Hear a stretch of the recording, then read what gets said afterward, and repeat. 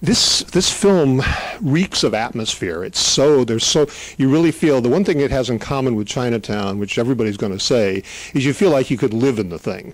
It's like, it takes 30s LA and it makes it feel like a place that's very palpable. You could actually go live there and you kind of want to. Talk a little bit about how you get that and why we go to South Africa. Well, you want me to hold this for you? Look, the South African location was a happy accident.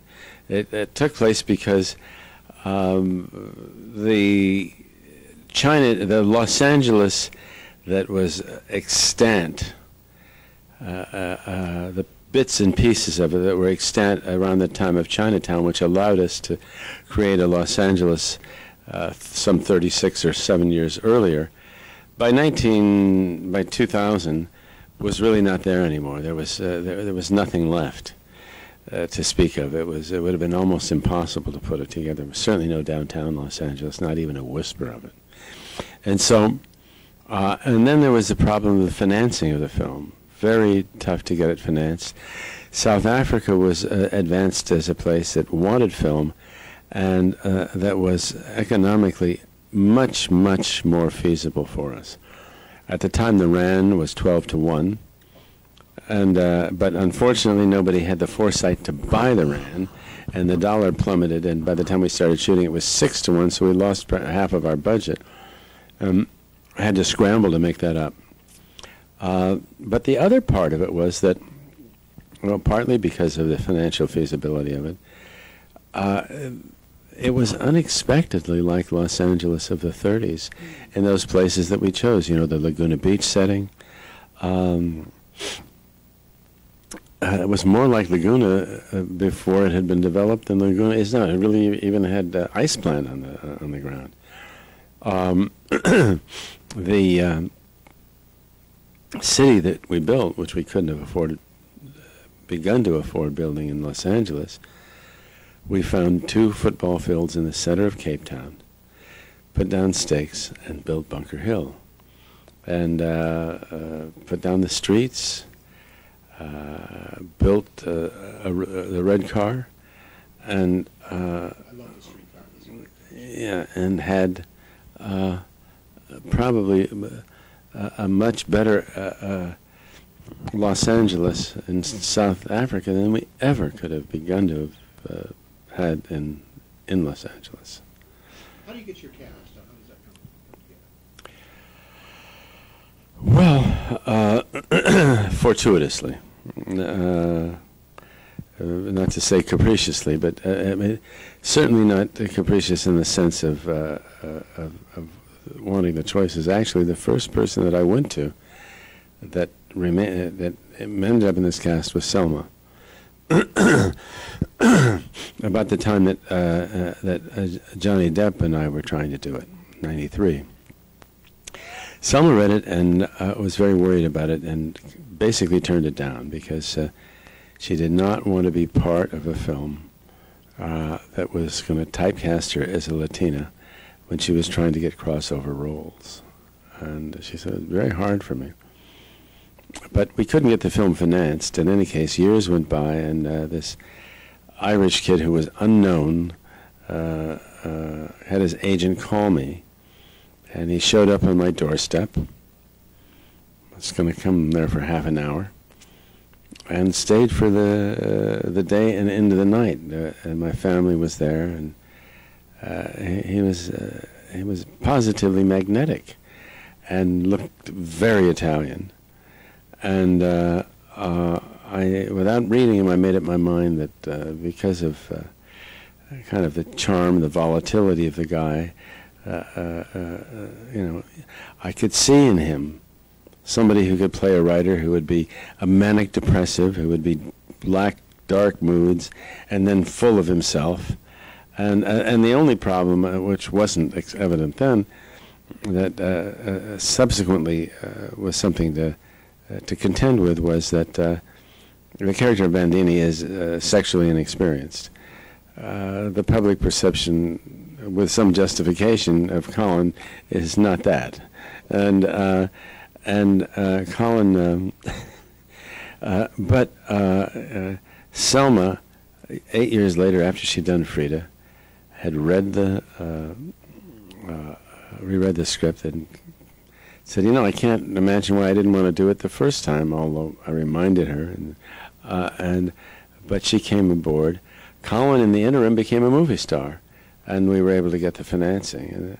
And Colin has a deceptive sensitivity that, I mean, you know, the tattoos and the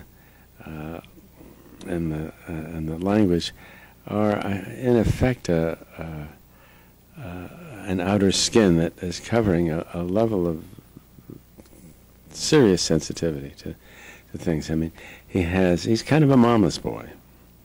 He has two beautiful sisters, and a beautiful mother, and a diabolically handsome brother who is very openly gay, and who, so I don't, you know, not that today, fortunately, that's not a problem mentioning things like that. But I think it's given him an openness and a tolerance and a sensitivity that I think was right for Bandini. Donald Sutherland, too, in a small role, but very... Well, Donald became a friend after Without Limits, you know. And he immediately said, "I'll help you any way I can." And I was thrilled. And Idina Menzel,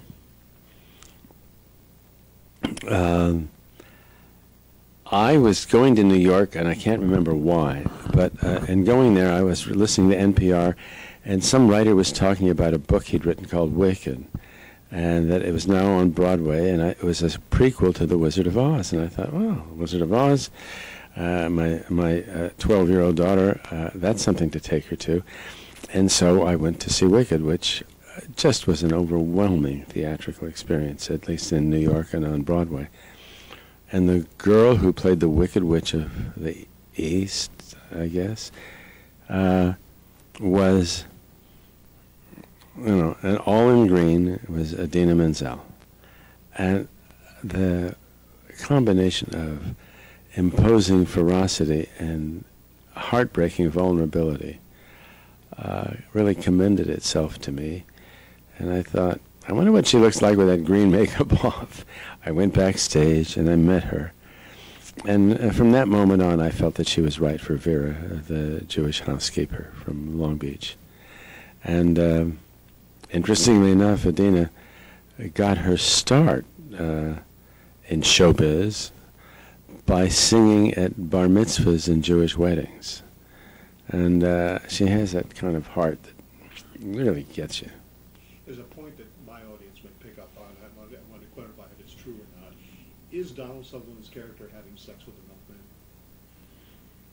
It may not seem that way to you, but the implication is muddy, and there's a possibility there. The way it's left. No, no. It was not intended that way. Although, you know, one of the reasons why there's a tad of ambiguity, they were drinking buddies, but I wanted to use the Ador milk thing, and we needed to get clearance from Ador, and Ador said, "No milkman of ours is going to be drinking on the job." So I thought, it's 60 years ago. What do you care? You know, we care. So it comes up to my room for a snort, and it was going through all of that. We can't have that. So you've got that moment that he says, comes up to my room for a while. So you know, that's I think that's where that comes from. One makes enough sense. You know, it gives Colin Farrell not time enough to get the belt. Right. That was the point. Sex. So you know, I mean, look. I mean, you can, if for what it's worth, you can certainly read it any way you want. It was not intended to be that way, but on the other hand, it wasn't intended to be any other way other than the fact that they were drinking buddies. Another actor I like, because he was in Millennium and Angels in America. Justin Kirk. Oh, wonderful actor. He's very beautiful. He's mostly used for scenery, although he has one big dramatic scene. Talk a little bit about that role, and I thought you might have been able to develop that more.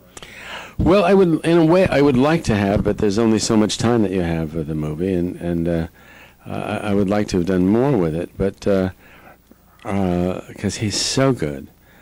But he's a pivotal character because he's someone that Bandini has contempt for and envy of.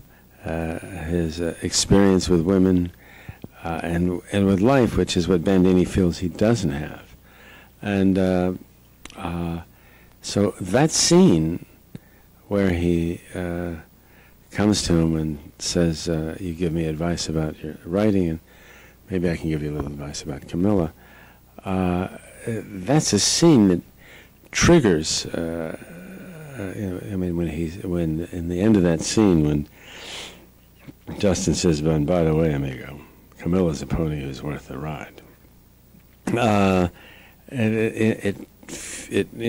All of his suspicions are borne out, and he's infuriated. He's jealous. He's angry. He doesn't know what to do with it. He goes there. He goes there to the cafe, and doesn't know what to do but insult her. And his anger is never abated. And then she comes back to the room, and it results in that kind of violent, kind of almost a rape scene between them. And so in that sense, the character was critical to fuel that. What attracts you to John Fante? I confess, a writer I'd never heard of, although Charles Bukowski, a writer I have heard of, was very fond of him, actually brought him back in some ways. What did you love about John Fante, who you actually knew? What I loved about John Fante is what I love about Arturo Bandini. They were very, very similar, if not the same. I loved the passion, the volatility, the crustiness, the kind of, somebody who could be really mean and then underneath really kind and tender. And it was those contrasts. It was his insecurity as a writer. It was his occasional,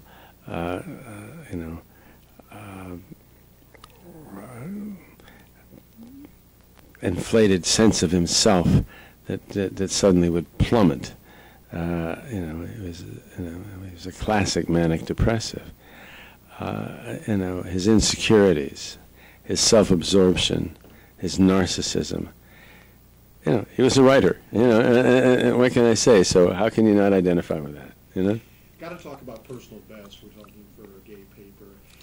It was in 1982. It was an idea really ahead of its time, ahead of the curve, that the two women would be filmed doing track, doing sports women, and also an erotic relationship and on multi-dimensions. Talk about where that comes from and how it becomes your first directing event. Well, I was working on Greystoke, oddly enough, and knowing that it was going to, at least as I had conceived, it was going to be essentially a silent movie about a child raised by apes. And in trying to, I was trying to figure out, well, how do you develop character without dialogue? And I was working out in the weight room at UCLA when this woman took over the weight machine and added about 50 pounds to it and started lifting, and I was astonished, and we struck up a conversation and a friendship, and she introduced me to her friends in track, some of whom were gay, and I loved these women. They were fantastic. They were funny, they were bright, and they were much put upon. Because it was men's track and field that was getting all the attention, not women's.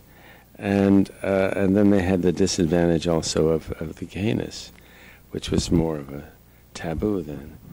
And they affected me very strongly. I mean, I just loved them. And so the story arose out of that. And I felt that the underlying theme of that movie, which is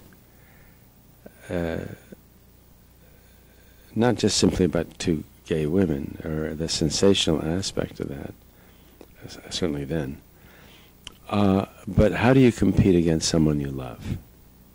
How do you resolve that? I mean, that's true of actually any relationship where people are close and love and sex is involved.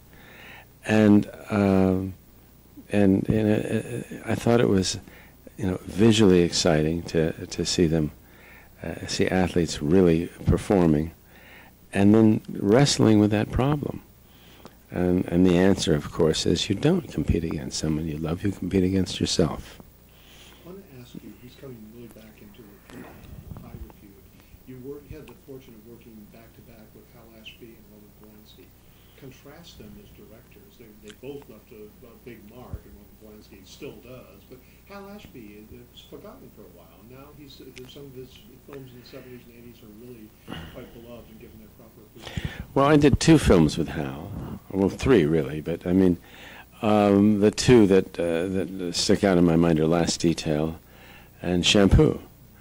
And Hal and Roman are almost diametrical opposites. Roman is quite the general. Everything is planned to within an inch of its life. Everything is controlled. He is the master of his ship. Wild energy level. Can probably do every job on a crew. I mean, they went to film school in Poland, and there's nothing he doesn't know. He's probably, to this minute, the most skilled director on earth. And very volatile, and we would get in fights right, left, and center. But then we'd go out at night and drink and party. And Hal was the opposite. Hal was an editor. Hal was a little bit like Chauncey Gardiner in Being There. I like to watch. And he would sort of let it happen, but he had an extraordinary eye, and he had the ability, in an almost kind of Zen master kind of way, to allow people to do their best by a kind of passive encouragement. He was a great appreciator. He knew it when he had it, and he knew how to put it together. So he was not a provocateur, but he had a close and a loving eye. And he was a lovely guy. Final question. The 2 parts of Chinatown that always strike out to me is, one, Polanski's reputed ending, the darker ending, and that amazing, which is taught in screenwriting classes, and I've taken it, my sister, my daughter. I mean, you came up with it. They did it. It's astonishing. It's still astonishing. I watched it last night. Well, thank you. I mean, I actually wrote the ending. As it stands, we were having an argument. The ending that I had was just about as dark, but it was more complicated. I was worried it was too stark and melodramatic, and that was my objection to it. And I said, I'll write it, and you'll see what I mean. I wrote it, and he said, Bob, it's perfect. And I said, Roman, you're full of shit, man. And then he shot it. And I must say, as the years have gone by, I think he was right, I was wrong. And then my sister and my daughter, how does that comes out of the script, it comes out of the story, but it's such a it manages not to be lurid, but it manages to be psychologically astute, it's totally surprising, and yet every time you see it, it comes out fresh, Well, I mean, the situation about that is this. When you have a major confession like that, it's about something taboo. The only way it's credible is if it gets beaten out of you, because it's something of such deep shame that if, I mean, today, the movie would never take place because Evelyn Mulray would go on Oprah Winfrey, and she would talk about it, and it would all be taken care of in this kind of therapeutic matter, and the drama of would be shot to hell. Because you can't lie to Oprah. Right. Well, but you can't. But I mean, her blessing, how you've recovered from this, how inspirational that you got fucked by your father, and you're here to tell the tale, and isn't that wonderful? And I'm not meaning to denigrate Oprah. She's a remarkable woman. But I'm just saying that if she'd been around in the 30s, there'd never have been a Chinatown. Robert Towne, thank you so much. Thank you. My pleasure.